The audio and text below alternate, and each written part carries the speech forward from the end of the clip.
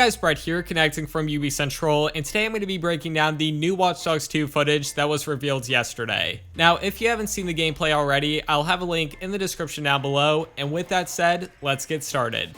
Watch Dogs 2 is set in the San Francisco Bay Area, more specifically Silicon Valley, Oakland, and Marin County. As you visit different parts of the map, you'll notice a different feel and look throughout the city. It's also worth noting that the game will feature over 150 different landmarks that you can visit as well, which is pretty insane. With that said, a city won't feel real and authentic without NPCs acting like normal civilians. This time around, Ubisoft has had a major focus on making this a reality. For example, characters will now react to each other instead of just you. When roaming the streets, you can see NPCs fighting or even police being called to a scene. In addition to that, Watch Dogs 2 now has dogs in the open worlds which will react to other NPCs, whether that be through barking, chasing after someone, or even allowing you to pet them. And one thing we haven't seen yet is a dog taking a crap, but don't worry, I'll try my best to find out an answer, as I'm sure all of you are very interested in that.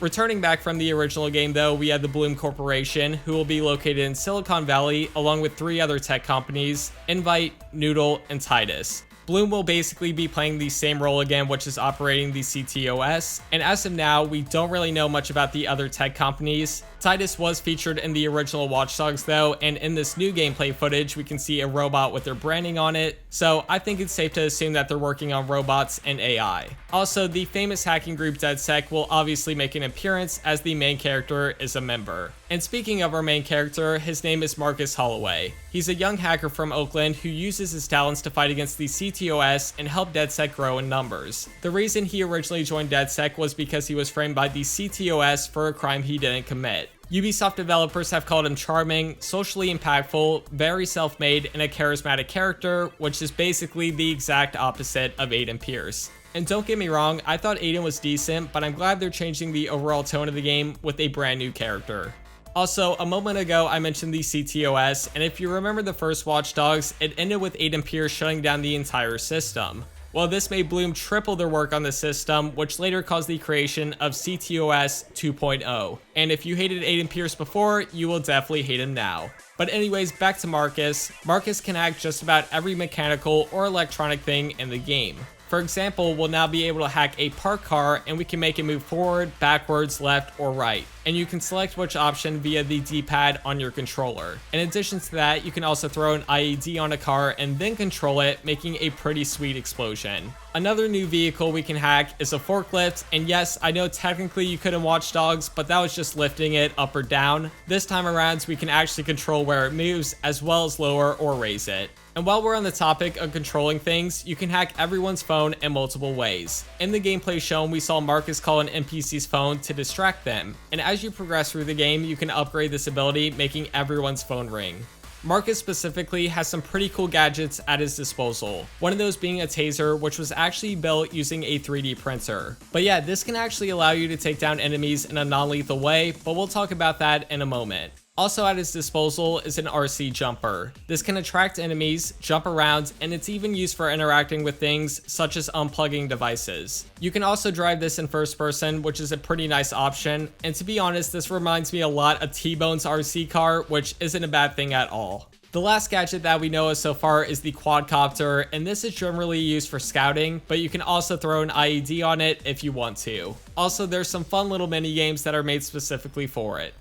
Watch Dogs 2 is made for you and how you want to play specifically. I mentioned that you can use the taser for non-lethal takedowns, but that's just one of the many options. Another weapon we have is something called a thunderball, which is basically a cue ball attached to some paracord. And if that's not your style, technically you can tackle a mission in full stealth, hacking only, or guns blazing. It's completely up to you, the player.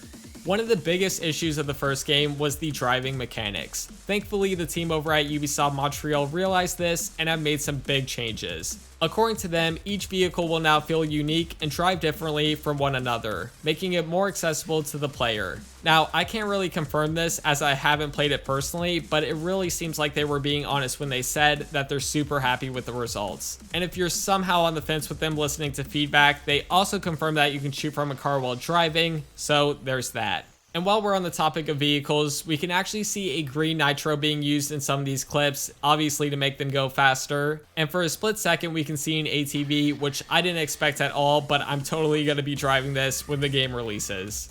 A big part of Watch Dogs, well, arguably the biggest part about the game, is your phone. And we actually got to see a little clip of it.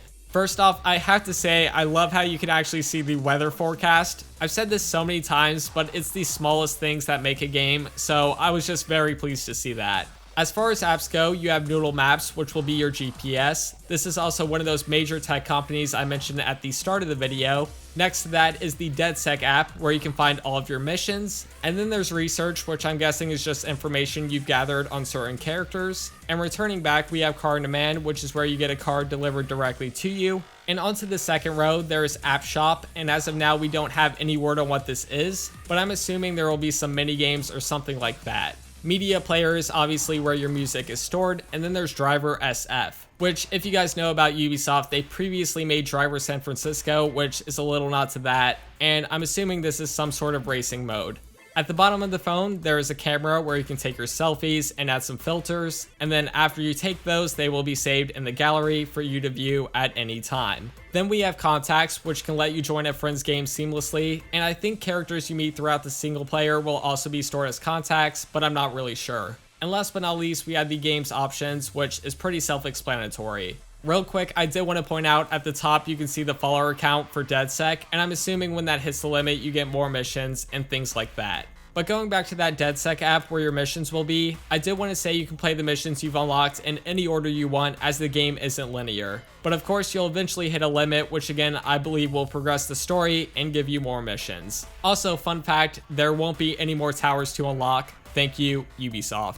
Now, I wanted to quickly go over the game's layout for those of you who quite don't understand it. In the left-hand corner, you obviously have your radar, and below that is your wanted level. In this specific image, you have a SWAT team shooting at you, along with a helicopter and regular police officers. So this game definitely seems a lot harder than the original. Your phone also shows you the exact time of the day, signal strength, and battery. But just like the first game, none of that will actually matter, like your phone will never actually die. Above that though, you can see some of your hacks and gadgets. I know the one on the far left jams everyone's phones like we saw earlier. The middle one seems to be your RC jumper, but I could be wrong. And I'm pretty sure this one is your drone. It's also worth noting, after using some of those gadgets, there is a cool-off timer, so you can't use it again once it gets destroyed. But yeah, in the lower right-hand corner, I want to say this is your profiler's battery. So certain hacks where you control things like cars will drain the battery. Basically anything that isn't a gadget, I'm assuming.